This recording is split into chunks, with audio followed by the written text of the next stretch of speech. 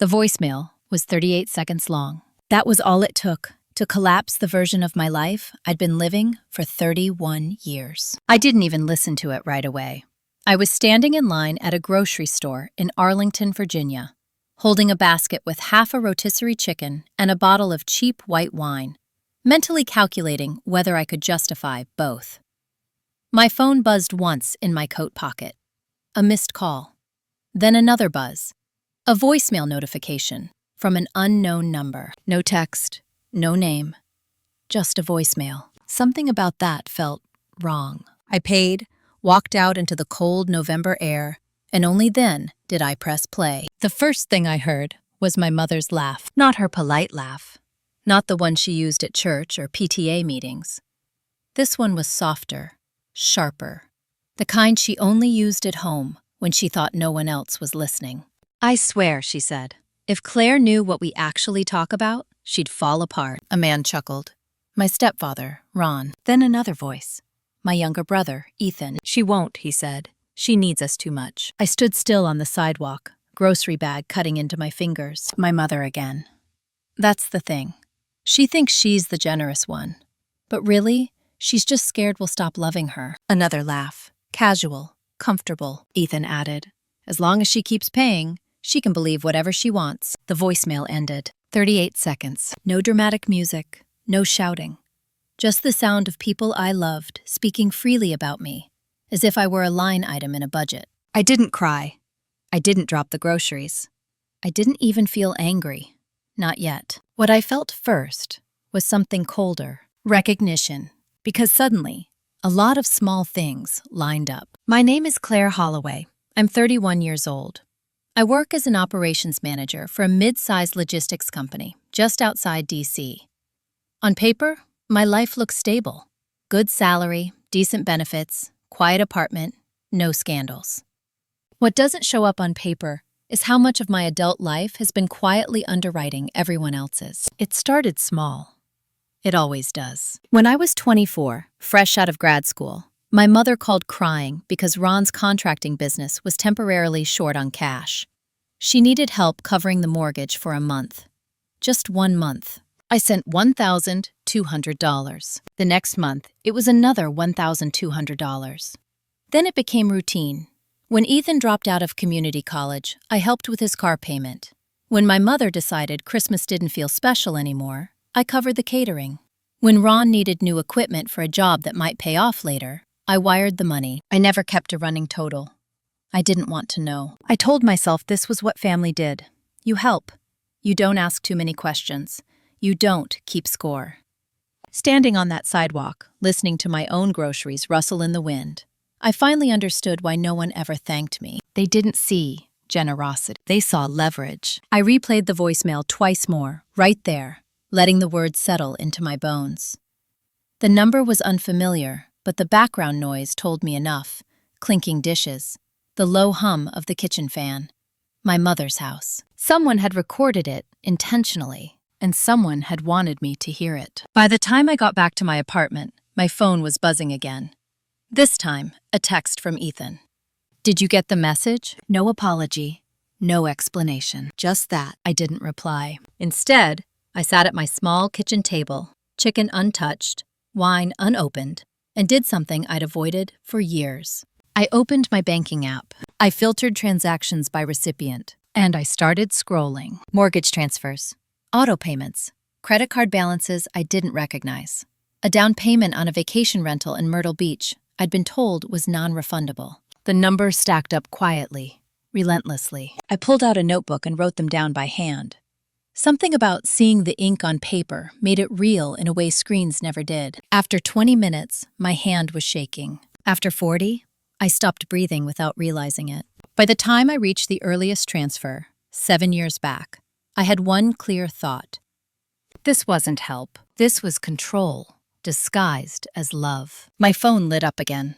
This time, my mother. I watched it ring until it stopped. A minute later, a voicemail notification appeared. I didn't listen. Not yet. I already knew something had shifted. Whatever explanation they were preparing, whatever story they planned to tell me, It no longer mattered. For the first time, I wasn't asking myself how to fix things. I was asking myself how to get out. And that was the moment everything began to move. I didn't listen to my mother's voicemail until the next morning, not because I was afraid of what she'd say, but because I needed one night where her voice didn't get to frame the narrative. For once, I wanted the silence to belong to me. I barely slept. Not from panic, but from a strange, hyper-focused calm. My brain kept replaying moments from the past 7 years, recontextualizing them with brutal clarity. Every, "Are you sure you're okay?" that followed a transfer. Every, "We don't know what we'd do without you," said just warmly enough to keep me compliant. At 6:12 a.m., I made coffee and sat back at the kitchen table with my notebook. I didn't cry. I didn't rage text. I didn't confront anyone. I did what I always did best. I analyzed. By 9 a.m., I had categorized every transaction into clean columns: mortgage support, temporary loans, holidays, Ethan-related expenses, business bailouts. The total sat at the bottom of the page, circled twice in black ink: $26,740. That number didn't shock me, as much as the realization that no one had ever asked if I could afford it. They'd only asked if I would. At 9:47, my mother called again. I let it go to voicemail. Then Ron. Then Ethan. The order felt strategic. Pressure from all sides, spaced just enough to make me feel hunted. At 10:15, I finally listened to my mother's message. "Claire, honey," she began, voice already wounded. "I don't know what you think you heard, but I'm really disappointed you didn't call me back. Families say things, people joke. You've always been sensitive." There it was, the familiar soft pivot from affection to correction. She continued, "Your brother didn't mean anything by it, and Ron, well, men say stupid things. You know that. I just don't want you making decisions you'll regret because you misunderstood a private moment." Private, recorded by someone in the room, sent deliberately to me. I deleted the voicemail. At noon, I took a long walk through my neighborhood. The streets were lined with early Christmas decorations, wreaths on doors, inflatable snowmen leaning sideways, like they'd already given up. I'd paid for half of those decorations in my mother's house, I realized. Boxes shipped to her address. Charges I never questioned. I stopped at a park bench and called the number that had sent the voicemail. It rang once. Then Ethan answered. "You finally listened," he said, not bothering to hide the smirk in his voice. "Why did you send it?" I asked. A pause. "Then, honestly, I didn't think you'd actually do anything." That landed harder than the recording itself. "Do anything like what?" "Like go quiet," he said. "You usually call Mom immediately, cry a little, then everything goes back to normal." Normal. I watched a jogger pass by, earbuds in, completely unaware that my understanding of family loyalty had just been dismantled. "So you sent it to see if I'd break," I said. "I sent it because you needed to hear it eventually," he replied. "Better from me than from someone else." "You mean better when you control the timing." He didn't deny it. "Look," Ethan said, shifting tone, "don't make this bigger than it is. You help because you want to. Nobody forced you." I ended the call without responding. That afternoon, I called someone I trusted. Not family, not even a close friend, a lawyer. Her name was Marissa Klein. We'd gone to college together, barely knew each other then, but she'd posted online about handling financial disputes and estate issues. I left a vague message. She called back within the hour. "I don't know if I need legal action," I told her. "I just need to understand my position." She asked me careful questions. How long? How much? Whether there were written agreements. Whether my name was on anything it shouldn't be. When I mentioned the recurring transfers, she went quiet. "Claire," she said finally, "this doesn't sound like generosity. It sounds like dependency that's been normalized." That word again. Dependency. Not mine. Theirs. "I don't want revenge," I said. "I just want my autonomy back." "That's usually how these things start," she replied. "Let's talk again after you gather everything. Statements, messages, any proof of expectation." Expectation. I hung up and felt something settle into place. Not anger, not grief, resolve. That evening, my mother showed up at my apartment unannounced. I knew it was her before she knocked. She always knocked twice. Fast. like urgency was a right. I opened the door and stepped aside without hugging her. She looked around as if cataloging what I owned, what she'd indirectly paid for. Her smile was tight. "We're worried about you," she said, sitting down without being invited. "You've been distant." "I've been quiet," I corrected. She waved it off. "Same thing." We sat in silence. She waited for me to fill it. I didn't. Finally, she sighed. "Ethan told me you heard something that upset you." I didn't answer. "Claire," she said, leaning forward. "Families vent. It doesn't mean we don't love you." "Then why did you say you loved my money?" I asked. Her eyes flickered. "That was taken out of context." "What context makes that okay?" She straightened. "You've always been dramatic." There it was. The old script. I stood. "I'm reviewing my finances. I won't be sending money for a while." Her face changed instantly. Not hurt, not sadness, fear. "You can't do that," she said. I waited. "The mortgage," she continued. "Ron's contracts are slow. Christmas." "I know," I said calmly. "I've paid for all of that before." Her voice sharpened. "After everything we've done for you?" I opened the door. She stared at me, shocked. "You're kicking me out?" "I'm ending the conversation." She left without another word. I locked the door and leaned against it. Heart steady, breath even. For the first time, I didn't feel like I'd lost something. I felt like I'd stopped hemorrhaging. That night, I emailed Marissa my documents. And as I hit send, I realized this wasn't about confrontation. It was about preparation. Because once you see the truth, you don't argue. You plan. The first thing that disappeared wasn't the money. It was the noise. For 7 years, my phone had been a constant, low-grade alarm. A question. A need. A reminder that something somewhere was about to fall apart if I didn't intervene. Once I stopped sending money, the silence felt unnatural, like stepping off a moving walkway and realizing your legs don't know how to slow down. It lasted exactly 26 hours. At 8:14 a.m. the next day, Ron emailed me. Not called, emailed.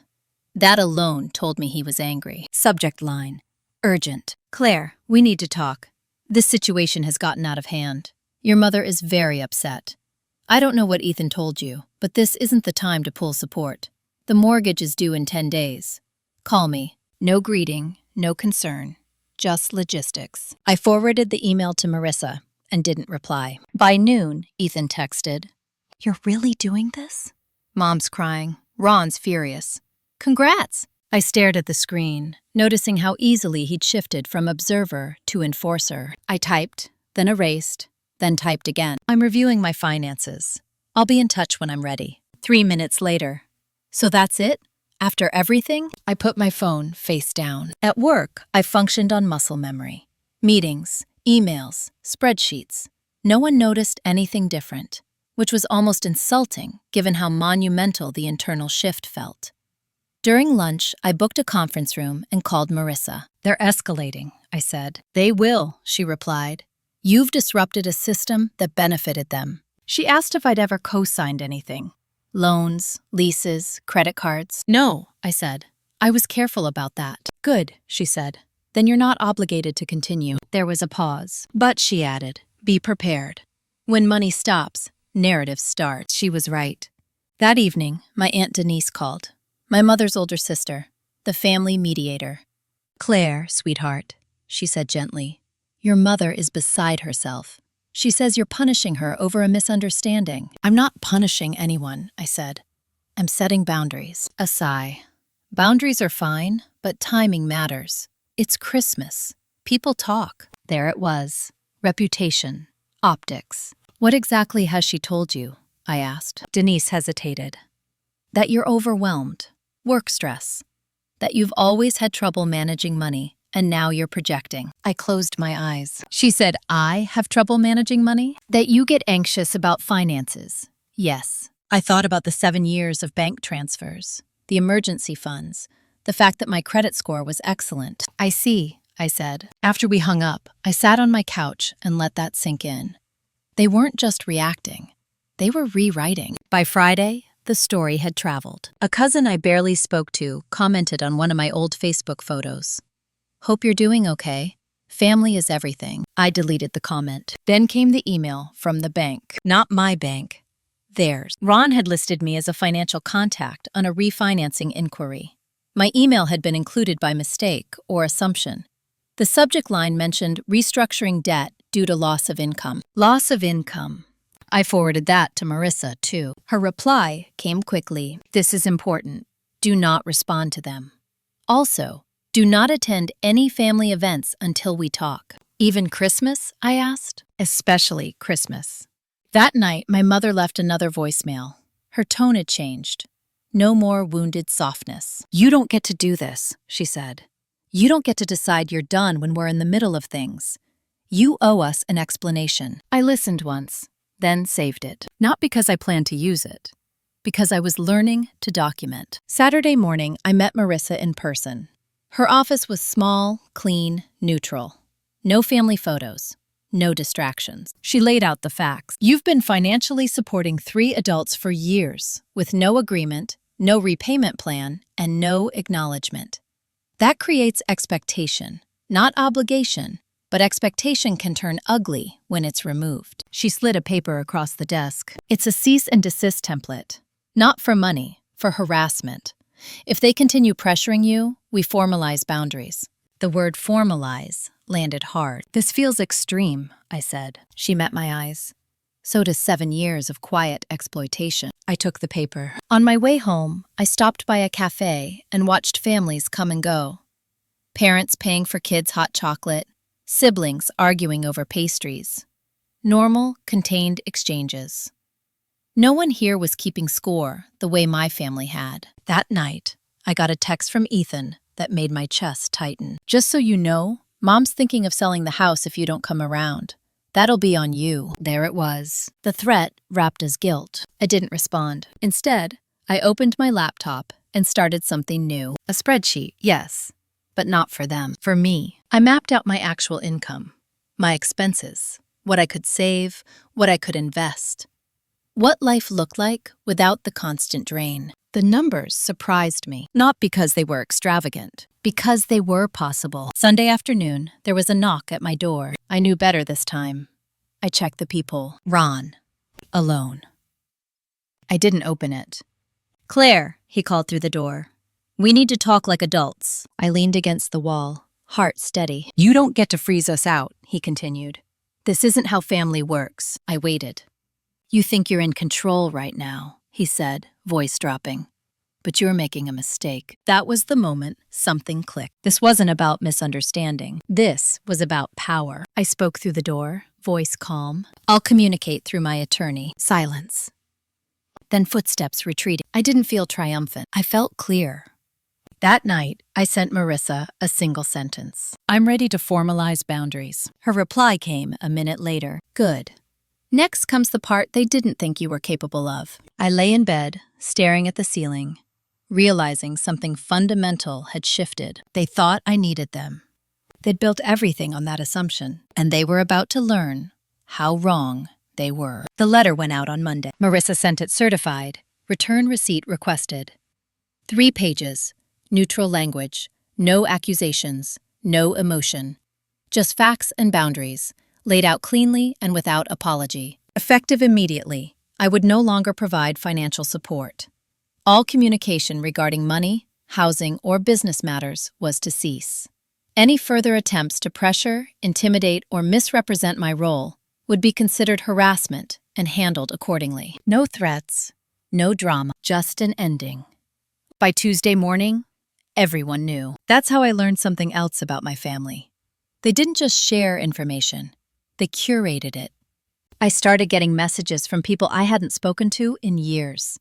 Distant cousins, old family friends, a woman from my mother's church who used to pinch my cheek when I was a teenager and tell me I was such a good girl. Your mom is worried sick. I hear you're cutting them off. Families work things out privately. Each message followed the same shape. Concern on the surface, judgment underneath. No one asked if the voicemail existed. No one asked how much money I'd given. No one asked why a 31-year-old woman felt the need to hire a lawyer to talk to her own parents. The narrative was already written. I was unstable, ungrateful, influenced by outsiders, and, apparently, dangerous. On Wednesday, my manager asked if I had a minute. We sat in a small conference room with glass walls. He looked uncomfortable, which was new. I'd always been the reliable one, the calm one, the person who didn't bring personal chaos into professional spaces. "I got a strange call," he said carefully. I waited. "A woman said she was your mother. She expressed concern about your well-being, said you were under a lot of stress and might be making decisions that could affect your performance." There it was, the line Ron had hinted at, the escalation Marissa warned me about. "I see," I said. He studied my face. "Is everything okay?" "Yes," I replied evenly. "And I've documented everything related to that call, including a request that my family not contact my workplace." His eyebrows lifted slightly. Not alarm, respect. "Thank you for telling me," he said. "If anything like that happens again, let HR know immediately." When I left the room, my hands were shaking. Not from fear, from anger so clean it felt like clarity. That afternoon, Marissa amended the letter. Added a paragraph about third-party interference, workplace harassment, legal consequences. By Thursday, the tone changed. My phone stopped ringing. But the quiet was different this time. Heavier. Watchful. Then, on Friday evening, I got an email from a law firm I didn't recognize. Subject: Notice of Intent. I opened it slowly. Ron had contacted an attorney, not to sue me, to request reimbursement. For financial contributions they claimed I'd promised. For support they said I'd withdrawn without notice. For damages related to their reliance on my income. I read it twice. Then I laughed. A short, sharp sound that surprised me. They were trying to turn my generosity into a contract. I forwarded it to Marissa. Her response was immediate. "They're bluffing. And they're desperate." "Can they do this?" I asked. "They can try," she said, "but it won't hold." Still, this changes the terrain. How? It gives us permission to respond. We met again that night. She spread documents across her desk. My bank records, their messages, the voicemail transcript. "You didn't just give money," she said. "You were positioned as the solution to their instability. That's not mutual support. That's manipulation." She looked at me. "Do you want to end this quietly, or do you want to protect yourself fully?" I thought of the call to my manager, the whispers, the way my name was being used to stabilize their story. "I want the truth documented," I said. She nodded. "Then we go on record." On Monday, she filed a formal response. It included a clear accounting of funds transferred over 6 years, dates, amounts, purposes, messages that implied expectation, not request, and, attached as an exhibit, the voicemail, not sent to the family, filed. That's the thing people don't understand until it's too late. When you move things into the legal realm, they stop being stories. They become facts. By Wednesday, Ron's attorney withdrew. By Thursday, my mother called from a blocked number. I didn't answer. She left a voicemail anyway. "This has gone too far," she said, voice shaking now. "You're humiliating us. You're turning people against us. Is that what you want?" I saved it. On Friday, my Aunt Denise called again. This time, no softness. "You've embarrassed your mother in front of everyone," she said. "The church knows. The neighbors know. Ron's clients are asking questions." I listened. "You could have handled this privately," she continued. "I tried," I said. "For 6 years." She was quiet. "They're talking about selling the house," she said finally. "Without your help, they can't keep it." "I know," I replied. "Doesn't that bother you?" I thought about the voicemail, the laughter, the assumption that my fear of losing them would keep me paying forever. "No," I said, "it doesn't." We ended the call without resolution. That night, I sat alone in my apartment, lights off, city glowing beyond the window. I felt untethered in a way that was both terrifying and clean. For the first time, my future wasn't shaped by someone else's needs. It was empty, which meant it was mine. And somewhere across town, in a house that had never really been home to me, they were realizing something too. They'd pushed too hard. They'd assumed silence meant weakness, and they'd mistaken access for entitlement. The next move wouldn't be mine. It would be theirs. And whatever they chose next would decide how this ended. The house went on the market on a Tuesday. I didn't hear it from my mother or Ron. I found out the way these things travel in families like mine. Sideways, wrapped in concern, disguised as gossip. A cousin sent me a screenshot of the listing. 4 bedrooms, 2.5 baths, charming colonial, recently renovated kitchen. No mention of the fact that I'd paid for half of those renovations, or that the reason they were selling wasn't opportunity, but pressure. I stared at the photos longer than I expected. The living room where Christmas mornings had taken place.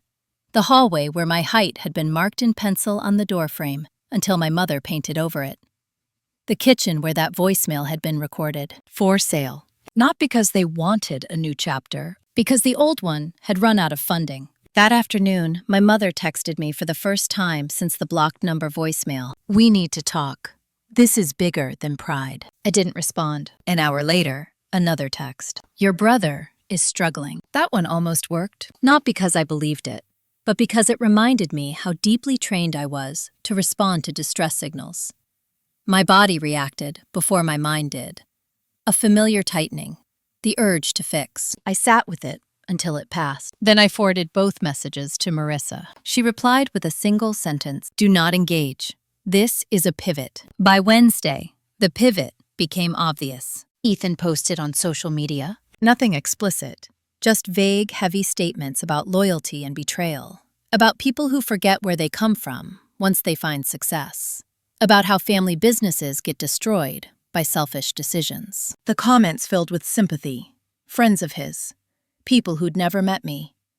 I didn't comment, but someone else did. A woman named Laura Benson. She was married to one of Ron's former clients, someone who'd seen the inside of their finances from the other side. "All families have 2 sides," she wrote. But relying on one child for years and then calling it entitlement when she stops isn't loyalty. It's dependency. The comment stayed up for exactly 12 minutes before Ethan deleted the post entirely. I felt something close to relief. Not because I'd been defended, but because the illusion of control was cracking. On Thursday, I got an email from the realtor. Not directly. I was CC'd. Ron had once again listed me as a point of contact. Habit, assumption, or a last-ditch attempt to pull me back in. The email asked if I'd be available to discuss pricing flexibility. I forwarded it to Marissa with a note. "They're still trying." Her reply came fast. "Good. That means they haven't adjusted yet." That evening, my grandmother called. She rarely did. She was quiet by nature, observant, the kind of person who knew more than she said and said less than she knew. "Claire," she said, voice thin but steady. "I heard the house is for sale." "Yes," I replied. A pause. "Your mother told me you've abandoned them." I waited. "I don't believe that," she continued. "But I want to hear it from you." So I told her. Not everything, not the legal details, just the truth, clean and unadorned. "I helped for years," I said. "They expected it to continue. When I stopped, they tried to make me the problem." She was quiet for a long moment. "I wondered how they managed so well on Ron's income," she said finally. I should have asked sooner. Something in her voice shifted. Regret, maybe, or recognition. "I won't ask you to fix this," she added.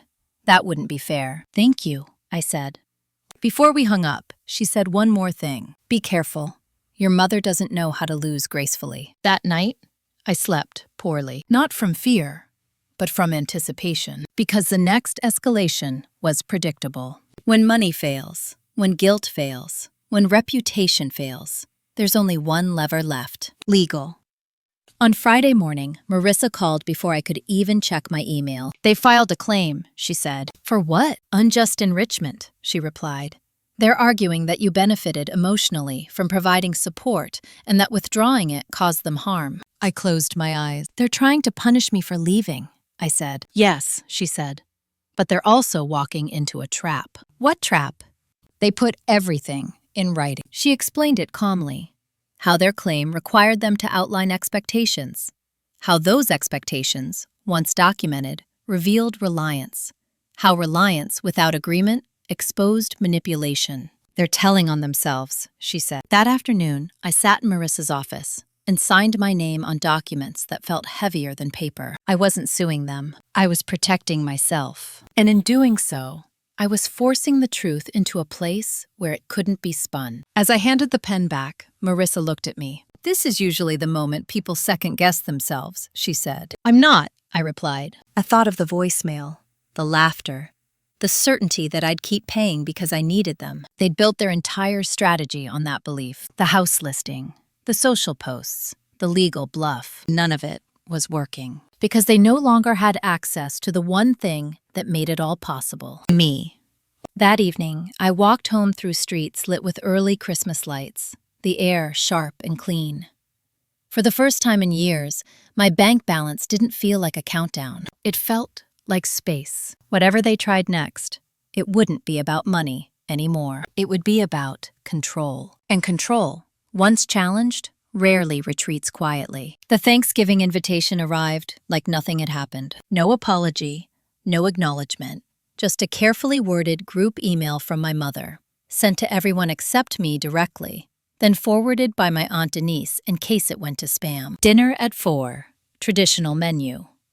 It wouldn't be the same without family. I read it once, then archived it. By then, the lawsuit had already started to unravel. Marissa called me Wednesday morning with an update. Their attorney requested an extension, then withdrew entirely. Why? I asked. They didn't like the discovery phase, she said. Once they realized we'd be requesting full financial disclosure, including where your money actually went, they backed off. I pictured Ron's face when he understood what that meant. Every transfer traced, every claim tested, every story forced into alignment with reality. So it's over? I asked. Not officially, Marissa said, but practically, yes. They can't afford to continue. That word again. Afford. It wasn't just about legal fees. It was about exposure. By Friday, the house listing had changed. The price dropped by $40,000. The description updated. Motivated sellers. Motivated by what, exactly? Everyone now knew. That evening, Ethan called me from a number I didn't recognize. I let it ring. He left a voicemail anyway. You didn't have to take it this far, he said. His voice sounded strained, defensive. Mom hasn't been sleeping. Ron's furious. You've made us look like monsters. I listened once, then deleted it. The irony was almost impressive. They'd spent years quietly taking from me, and the moment I stopped, I was accused of cruelty. Thanksgiving came and went. I spent it alone, by choice. I cooked a small meal. I watched an old movie. I didn't check my phone. At 9:18 p.m., I broke that rule. 4 missed calls, all from family members. 1 voicemail from my Aunt Denise. It was tense, she said. People asked questions.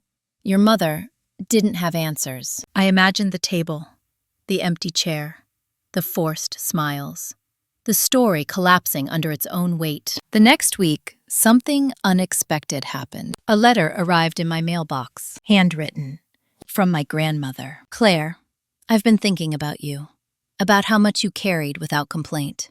I don't know all the details, but I know this.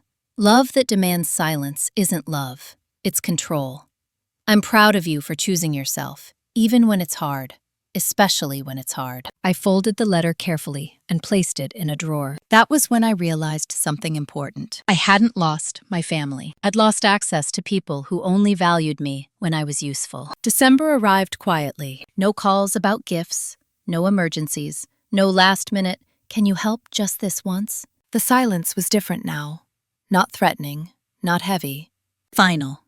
On December 14th, Marissa emailed me the final update. They've withdrawn the claim entirely. No refiling. No appeal. I closed my laptop and sat back, letting the weight of it settle. It was done. That night, I went for a walk through my neighborhood. Lights in windows, laughter drifting through doors. Other families, other dynamics, none of which had anything to do with me anymore. For the first time, the holidays felt honest, not joyful. Not sad, just real. And somewhere, in a house they were about to lose, my family was finally facing something they'd avoided for years. Life without my safety net. They'd mistaken my silence for consent, my generosity for weakness, my love for obligation. And now, with nothing left to leverage, they were learning the hardest lesson of all. You can't control someone who no longer needs your approval. The story wasn't over yet, but the power had already changed hands. The wedding announcement arrived 3 days after Christmas. It came in a thick ivory envelope, my name handwritten in my mother's careful script, the same one she used for thank you cards and sympathy notes. The kind of handwriting meant to look personal, while saying as little as possible. Inside was a formal invitation. Ethan Holloway and Brooke Miller. Saturday, February 17th. Ceremony at St. Andrew's Episcopal Church. Reception to follow at Willow Ridge Estate. No note, no message, just the invitation. I stared at it longer than I expected to. Not because I wanted to go, but because of what it represented. A test. If I showed up, it would mean everything was forgiven without being acknowledged. If I didn't, it would confirm their story that I was difficult, vindictive, unstable. I set the invitation on the counter and didn't touch it again that night. The next morning, Marissa called. "They're trying to reset the narrative," she said before I even explained. "Big public event, lots of witnesses. They want you back in the frame." "Why now?" I asked. "Because weddings are expensive," she replied. "And because they think time has softened you." I thought about the voicemail, the lawsuit, the phone call to my manager, the house listing marked motivated sellers. Time hadn't softened anything. It had clarified. That afternoon, I got a text from my mother. "I assume you received the invitation. It would mean a lot to Ethan if you were there." Nothing about meaning something to her. Just optics. Again, I didn't reply. 2 days later, Ethan called. This time, I answered. "Hey," he said, too casually. "I didn't know if you'd gotten the invite." "I did," I said. Silence stretched. "Look," he began. "Things got messy. Everyone was stressed. But this is my wedding. I don't want drama." I almost laughed. "You sent me a voicemail of you all mocking me," I said calmly. "You tried to pressure me into paying for your lives. You filed a legal claim when I stopped. That wasn't stress. That was choice." "That was Mom," he snapped. "You know how she is." There it was. The oldest excuse in our family. "And you?" I asked. Another pause. "We thought you'd come around," he said finally. "You always do." I closed my eyes. "I'm not coming," I said. His tone shifted immediately. "So you're really doing this? Punishing me on my wedding?" "I'm not punishing you," I replied. "I'm declining an invitation. You could at least help with a venue deposit," he said, almost reflexively. "They're asking for the balance early and—" I ended the call. I didn't feel angry. I felt tired. That evening, my grandmother called. "I heard about the wedding," she said gently. "Yes. Are you going?" "No." She didn't question it. "I thought so," she said. "Your mother is furious." I smiled faintly. I imagined. Then she said something that stayed with me. She wanted you there so people would assume everything was fine. Of course she did. January passed quietly after that. The house sold below asking. Ron took a job out of state. My mother stopped calling entirely. The silence wasn't reconciliation. It was retreat. In early February, a final attempt arrived. A letter from my mother. Not an email, not a text. A letter. She wrote about family, about how life was short, about how grudges poisoned happiness. She never mentioned the money, never mentioned the voicemail, never mentioned the lawsuit. At the end, she wrote one line that told me everything I needed to know. "Someday, you'll regret choosing pride over blood." I folded the letter and placed it back in the envelope. Then I shredded it. On the morning of the wedding, I woke up early and went for a long walk. The air was cold and clear. Somewhere across town, my brother was getting married, in a ceremony built on appearances and unpaid bills. I felt no urge to check social media, no curiosity about who attended or what was said. I made coffee. I read. I sat in my quiet apartment and felt something unfamiliar. Peace. Later that afternoon, my phone buzzed. A text from an unknown number. She cried through the entire ceremony. People noticed. I didn't ask who sent it. I didn't reply. Because by then, I understood something that had taken me years to learn. They didn't miss me. They missed what I provided. And that was never a reason to return. The wedding passed. The story they wanted to tell didn't land the way they hoped. And without me there to play my role, the illusion cracked just enough for people to start asking questions. Questions my family could no longer afford to answer. I thought the wedding would be the end of it. That once the public ritual was over, once the photos were posted and the thank you notes sent, My family would finally accept that I was no longer available to be managed. I underestimated one thing. Desperation doesn't disappear, it mutates. 2 weeks after the wedding, I received an email from a title company. At first, I assumed it was spam. The subject line referenced a property I didn't recognize, followed by a string of numbers. I almost deleted it without opening it. What stopped me was my name. Not just in the greeting, in the body. The email was confirming receipt of documentation related to a lien inquiry and asked whether I wished to proceed with a clarification statement regarding prior financial interest. I reread it slowly. Then again, I called Marissa immediately. "This isn't normal," I said. "They're asking if I have a financial interest in my mother's former house." There was a long pause on the line. "Forward it to me," she said. 10 minutes later, she called back, her voice tight. "They listed you as a secondary financial contributor during refinancing discussions last year. Not as an owner, as a stakeholder." My stomach dropped. "What does that mean?" "It means they implied your money was part of an informal family investment," she said. "Which is convenient because it shifts responsibility without giving you rights." In other words, they'd been using my money like equity while denying me any claim to it. "Is that legal?" I asked. "It's misleading," she said, "and potentially fraudulent, depending on how it was presented." I sat down. Pieces began sliding into place. The refinancing email I'd been CC'd on. The way Ron had talked about pricing flexibility. The sudden urgency when I stopped paying. They hadn't just relied on my money. They'd built future plans around it. "What do we do?" I asked. Marissa didn't hesitate. "We clarify, in writing, and we request everything." Within 48 hours, she'd filed a formal inquiry. Documentation, loan applications, any mention of my name, my income, my transfers. What came back was worse than I expected. There were emails between Ron and a mortgage broker referencing me as the consistent support. Notes suggesting that Claire's contributions reduce risk. A draft document that casually referred to my payments as family capital. Family capital. I stared at the phrase until it blurred. "They were leveraging you without consent," Marissa said quietly. "That crosses a line." I didn't feel shocked anymore. I felt vindicated. Because now there was proof that this wasn't just emotional manipulation.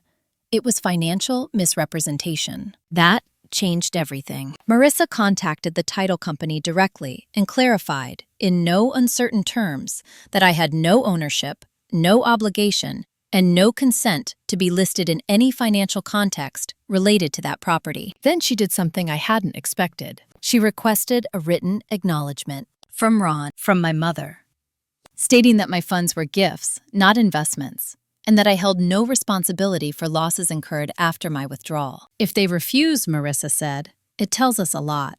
If they sign, it protects you. And if they don't respond, she met my eyes. Then we escalate. 3 days passed. No response. On the 4th day, my mother called from a number I recognized immediately. I didn't answer. She left a voicemail. This one was different. Not angry, not wounded. "Careful, Claire," she said. "We've been advised not to sign anything right now. Things are complicated. I don't want lawyers turning this into something it doesn't need to be." I almost admired the phrasing. I saved the voicemail. Then Marissa called me. "They contacted their former attorney again," she said. He declined. "Why?"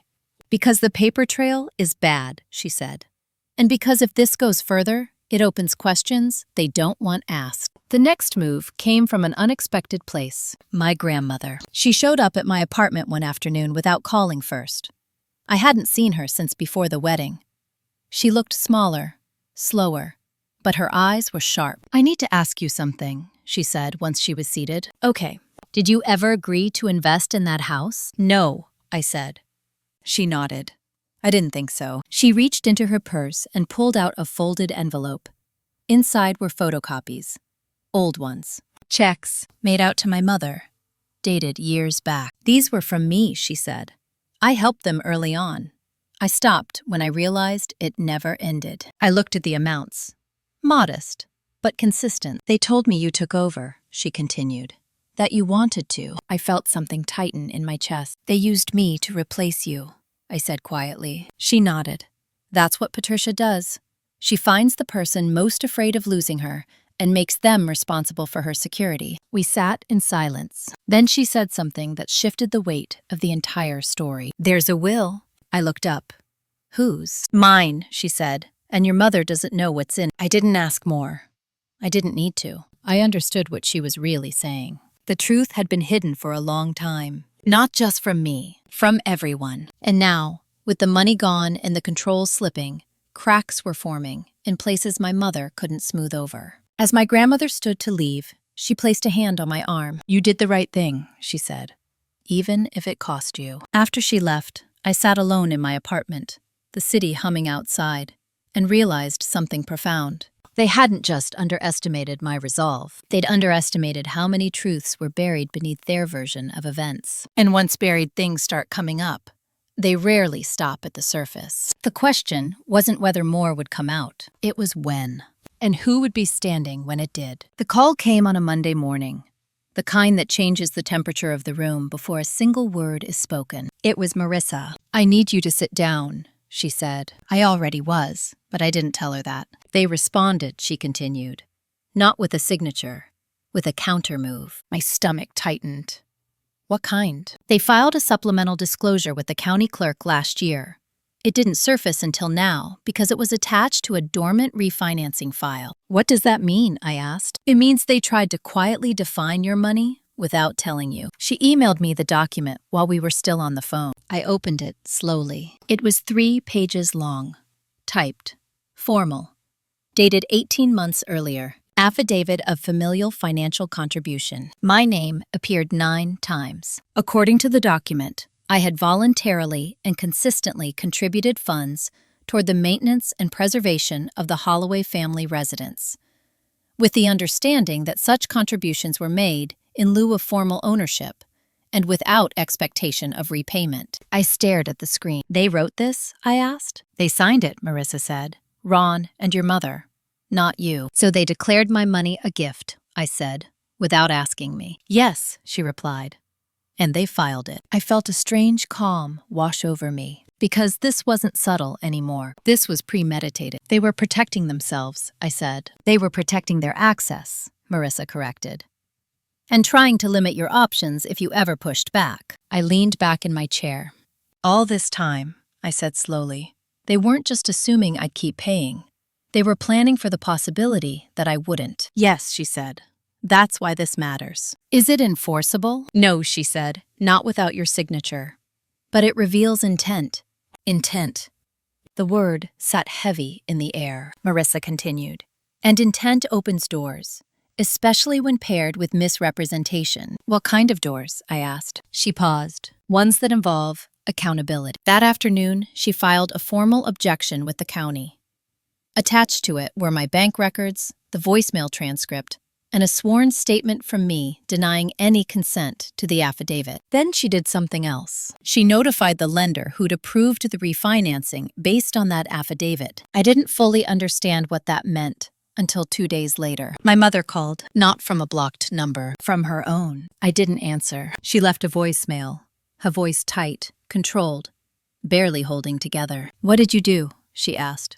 "The bank is asking questions. They want explanations. You had no right to interfere." I saved it. Then Ron texted, "This has gone far enough. You're putting us at risk." Risk. The irony was almost unbearable. That evening, my grandmother called. "They came by," she said. "Your mother was frantic." I pictured it, the carefully managed woman finally scrambling. "She said you were trying to take the house," my grandmother continued. "I'm not," I said. "I just don't want to be tied to it." "She doesn't hear that," my grandmother said quietly. "She hears loss." The next week unfolded like a slow collapse. The lender suspended final settlement on the house sale, pending review. The buyers hesitated. The price dropped again. And then, finally, something broke through the silence I'd been living in. An email. From Ron. Not angry, not threatening. "Resign. Claire," it began. "We didn't think it would come to this." I read on. He admitted, indirectly, that they'd listed me as a contributor to stabilize their financial profile, that they'd assumed I'd never challenge it, that they'd believed family loyalty would override discomfort. "We never thought you'd go this far," he wrote. I stared at that sentence. This far. as if protecting myself were an overreach, as if 7 years of quiet compliance hadn't been far enough. I forwarded the email to Marissa. Her reply was short. This is the admission we needed. What happens now? I asked. Now, she said, they lose control of the narrative. Within days, Marissa filed a notice of misrepresentation. Not a lawsuit, a record. It didn't accuse, it documented. And documentation is unforgiving. On Friday afternoon, I received a final voicemail from my mother. Her voice was hoarse, stripped of polish. "You've humiliated us," she said. "You've destroyed our standing. I hope you're happy." I listened to the message once, then I deleted it, because something had finally become clear. They didn't see me as a daughter who'd been hurt. They saw me as a problem that refused to stay quiet. And that was fine, because problems don't apologize for existing. They get addressed. That night, I stood at my window watching the city lights flicker on, one by one, and felt something I hadn't expected. Not victory, relief. The truth was no longer just something I carried alone. It was written, filed, witnessed. And there was no version of this story anymore where I went back to pretending. The next chapter of my life wouldn't be about proving anything. It would be about choosing what came next. And for the first time, no one else got a vote. The call came the morning after the lender froze the sale. It wasn't from my mother. It wasn't from Ron. It was from a law office in Richmond I'd never heard of. "Ms. Holloway," the woman said, voice professional and measured. "This is Angela Porter calling from Whitman and Lowe. We represent your grandmother, Eleanor Holloway. She's asked us to schedule a meeting with you regarding her estate planning." For a moment, I said nothing. Not because I didn't understand the words, but because I understood their weight. "I'm available," I said finally. The meeting was set for Friday. I didn't tell anyone. Not my mother, not Ethan, not even Marissa at first. This wasn't a legal maneuver. It was something else, something quieter. Something that had been forming long before the voicemail, before the lawsuit, before the house went on the market. When I told Marissa later that afternoon, she was silent for a beat. "Your grandmother is very deliberate," she said. "If she's calling you now, it's not coincidence." Friday morning, I drove south on I-95 in light rain, windshield wipers ticking steadily like a metronome. The law office sat in a brick building just off Main Street, modest but well kept. Inside, the air smelled faintly of old paper and coffee. Eleanor Holloway was already there. She sat straight-backed in a wooden chair, hands folded neatly in her lap. She looked smaller than she used to, but her eyes were alert, assessing. The same eyes that had watched family dinners without comment, absorbing more than anyone realized. "Claire," she said, smiling faintly. "Thank you for coming." We hugged carefully. Angela Porter joined us, a woman in her 40s with calm eyes and an efficient manner. She closed the door and sat across from us. "We'll be discussing Miss Holloway's will," she said, "and some recent revisions." Revisions. My grandmother reached into her purse and pulled out a folded piece of paper.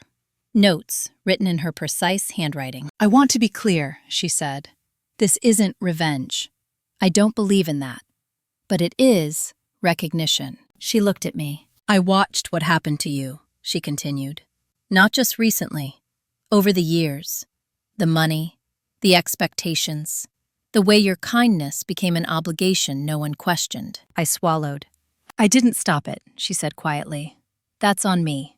But I won't let it continue after I'm gone." Angela slid a document across the table. "This is the updated will," she said.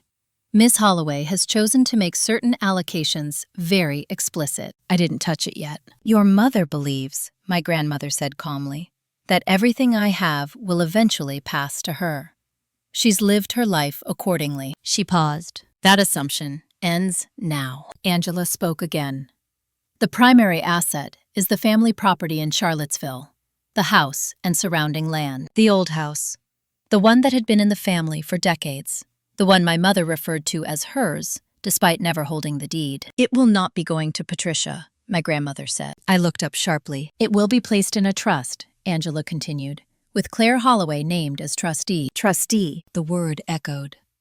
"You won't own it outright," Angela clarified, "but you'll control its use, its sale, its proceeds, according to the terms your grandmother has set." I finally picked up the document. hand steady but heart pounding. "And Patricia?" I asked. My grandmother's voice was even. "She will receive a stipend. Fixed. Modest. Enough to live, not enough to leverage." "And Ethan?" I asked. She sighed. "He will receive nothing directly. I've set aside funds for education should he ever choose to return to school, but only through the trust. No lump sums." The room was quiet. I understood then why this meeting hadn't happened earlier. My grandmother hadn't been waiting for drama. She'd been waiting for proof. "They showed me who they were when the money stopped," she said. "I just needed to see it clearly." I closed the folder slowly. "I didn't ask for this," I said. "I know," she replied. "That's why you're getting it." We talked for another hour. About logistics, about timelines, about what being a trustee would mean. Responsibility, not reward. Oversight, not indulgence. When we stood to leave, my grandmother took my hand. "They will be angry," she said. "They will say you manipulated me." "I know." "You didn't," she said firmly. "I made this choice long before they forced my hand. You just stopped pretending." On the drive home, my phone buzzed. A text from Ethan. "You know Grandma's changing her will, right?" I didn't reply. Another text followed. "Mom's freaking out.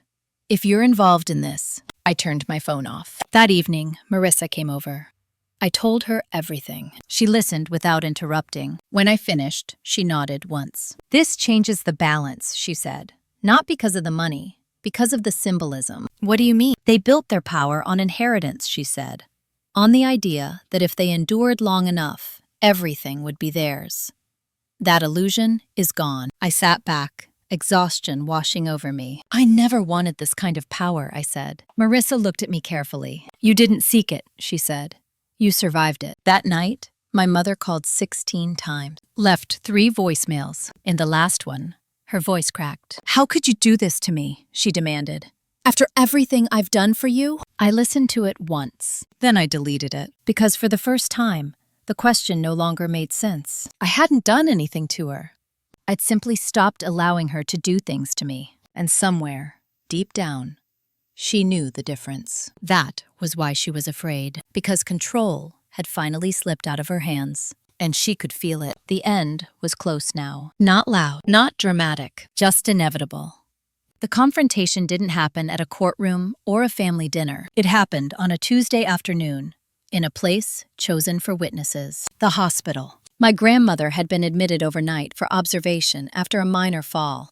Nothing life-threatening, but enough to trigger panic in the people who depended on her staying functional. I was sitting beside her bed when the door opened without a knock. My mother walked in first. Ron followed. Ethan trailed behind them, eyes fixed on the floor. For a moment, no one spoke.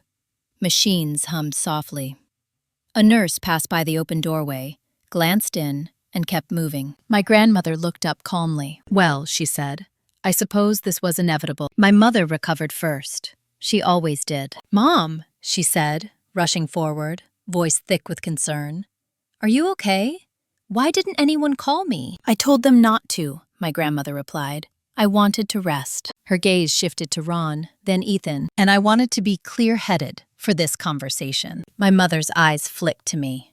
The accusation was immediate. Unspoken, but sharp. "You," she said quietly. "What did you tell her?" "I didn't tell her anything," I replied. "She sees." That was enough to crack the veneer. "You turned her against us," my mother snapped.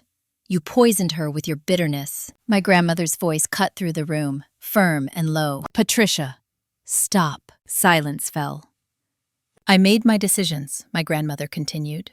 "Not because of what Claire said, but because of what you did." My mother's hands clenched. "You're punishing me for surviving, for keeping this family together." "You didn't keep it together," my grandmother said. "You controlled it." Ron finally spoke. "Eleanor, this isn't fair. We relied on Claire because she offered. You know that." "Offered?" my grandmother echoed. "Or was she trained?" Ethan shifted uncomfortably. "Say something," my mother hissed at him. He looked up, eyes darting between us. "I just don't understand why this has to be so final." I met his gaze. "Because every time it wasn't final, it got worse." My mother rounded on me. "You could fix this," she said. "You could tell her to change it back. You're the trustee now, aren't you?" There it was. The last play. Not apology. Delegation. "I won't," I said. Her face twisted. So you admit it. This is about revenge. No, I replied. It's about boundaries. She laughed bitterly. Boundaries? You're taking my inheritance. My grandmother spoke again, voice steady. It was never yours. The words landed like a verdict. My mother's shoulders sagged slightly, not in grief, in calculation. You'll regret this, she said, eyes locked on me. When she's gone, and we're all that's left. I felt the old reflex rise, the fear of abandonment. Then it passed. Being alone isn't the worst thing, I said. Being used is. The nurse appeared at the door, sensing tension. Is everything okay in here? She asked. Yes, my grandmother said, but we're finished for today. The message was clear. Ron touched my mother's arm. Let's go. She hesitated, then leaned in close to my grandmother's bed. You think you've won, she whispered, but blood always comes back. My grandmother didn't flinch, only when it's welcome. They left without another word. The room felt lighter after the door closed, as if something dense had finally been removed. My grandmother reached for my hand. I'm sorry you had to hear that, she said. I've heard worse, I replied. She smiled faintly. I know. A week later, the formal notices went out. The trust was finalized, the terms recorded, copies delivered. The backlash came quickly and quietly. Unsubtle messages from relatives who'd benefited from my mother's version of events. Passive-aggressive notes, invitations withdrawn. I didn't respond, because the last attempt had already happened, and it had failed. What remained now wasn't conflict, it was aftermath, and I was ready for it. The only chapter left was what I chose to build next, without fear, without obligation, without them. 1 year later, the house in Charlottesville was sold. Not in a rush, not under pressure. On my terms, as trustee. After the market shifted and the numbers finally made sense. I didn't attend the closing in person. I signed the documents electronically from my apartment, coffee cooling beside my laptop, sunlight falling across the floor like it had nowhere else to be. When the confirmation email came through, I sat still for a long moment, not because I felt triumphant, because I felt finished. The proceeds went exactly where my grandmother intended. Part into the trust, part into long-term care, part into a small educational fund Ethan would probably never use. My mother received her stipend the following month. Fixed, predictable, impossible to manipulate. She never acknowledged it. She never thanked me. She never contacted me again. My grandmother passed away quietly 6 months later. I was with her the night before, holding her hand while she slept, her breathing slow and even. In the soft light of the hospice room, she looked peaceful, in a way I'd never seen before. You did good, she murmured once, eyes still closed. For what? I asked. For ending what needed to end, she said. She was gone the next morning. The funeral was small, controlled, polite. My mother sat in the front row, composed, dressed perfectly for grief. She didn't look at me. I didn't expect her to. Some distances, once established, become permanent. Afterward, a few relatives approached me quietly. Not to apologize, not to explain, just to say they understood more now than they had before. That was enough. Life didn't transform overnight. I didn't suddenly become fearless or free of doubt. I still had moments when my phone buzzed and my chest tightened, half expecting another crisis that required me to fix everything. But the phone stayed quiet, and slowly, my nervous system learned something new. Peace wasn't temporary. It was structural. I took a promotion at work that spring, not because I needed more money, but because I finally had the bandwidth to want more. I moved apartments. I traveled. I made decisions without mentally calculating how they would ripple through someone else's expectations. I built a life that didn't require permission. Ethan emailed once, months later. A short message. No blame, no apology. Just a statement that he was figuring things out. I wished him well, and I meant it. My mother never reached out again. I heard, through the quiet channels families maintain, that she told people I'd changed, that success had hardened me, that boundaries had made me cold. She was right about one thing. I had changed. I no longer mistook endurance for love. I no longer believed that being chosen required being useful. I no longer confused silence with peace. What I learned through all of this is simple. but it cost me years to understand. If your place in a family disappears the moment you stop giving, you were never valued. You were managed. If love only exists when you comply, it isn't love. It's control. And if choosing yourself makes you the villain in someone else's story, that story was never about you in the first place. I didn't get revenge. I didn't need karma to strike. I didn't win by watching anyone suffer. I won by walking away with my dignity intact, my future unleveraged, and my sense of self no longer for sale. That was the inheritance I kept. If this story sounds familiar, if you've ever been the one who paid, the one who stayed quiet, the one expected to absorb everything so others could stay comfortable, know this: you are allowed to stop. And the moment you do, everything changes. If you're still here, thank you for listening. Share your thoughts in the comments. And if you want more stories like this, you know what to do.